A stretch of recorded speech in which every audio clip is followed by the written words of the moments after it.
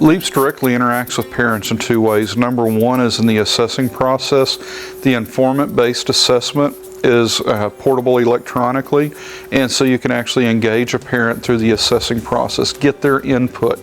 And that input, once again, remember we talked about the reliability and validity of LEAPS. That reliability says that inter-rater reliability is present, so even with the teacher, LEAPS is built, the assessments are built with enough redundancy that you try to basically take out the halo effect as much as possible, realizing it can still skew it a little with some. So that's a point of interaction. The bigger point of interaction is every time a LEAPS lesson is taught, it includes for our younger ones, it's called What I Need to Know.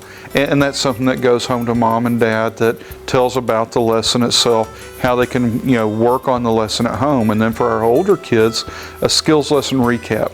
Once again, it restates the goal, tells you the 4 or 5 key points of the lesson and why those key points are important. Then it tells you the benefits of using the skill, the consequence of not using the skill, and that begins to set up a social parameter of acceptability, something that a parent can look back on and say, these are my expectations, you've now learned it. Here's the thing with that.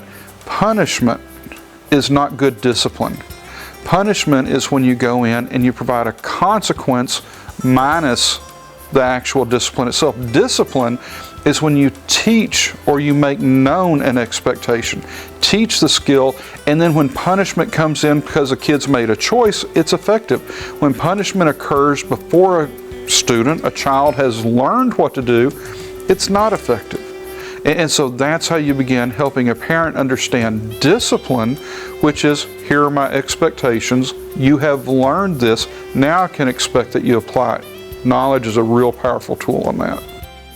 We have the opportunity to work with some very large school districts, and one of the school districts we work with has a huge inner city complex. It's a middle and high school combined, and there's 6,000 kids in this complex. And in that, we had the opportunity to begin working with them, and they're actually using LEAPS as their health curriculum, because mostly in those 8th grade kids, every one of them cycled through health, and these were behaviorally challenged kids because they were in a behaviorally challenging environment.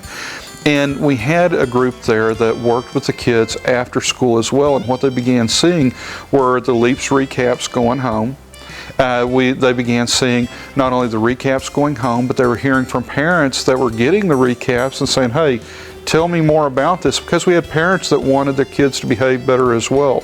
This group ended up teaching twice a week classes to the parents about what the kids were learning, and we had parents showing up in droves, and it was just back to the fact, those of us that were raised many years ago, we grew up under expectations and certain normative expectations.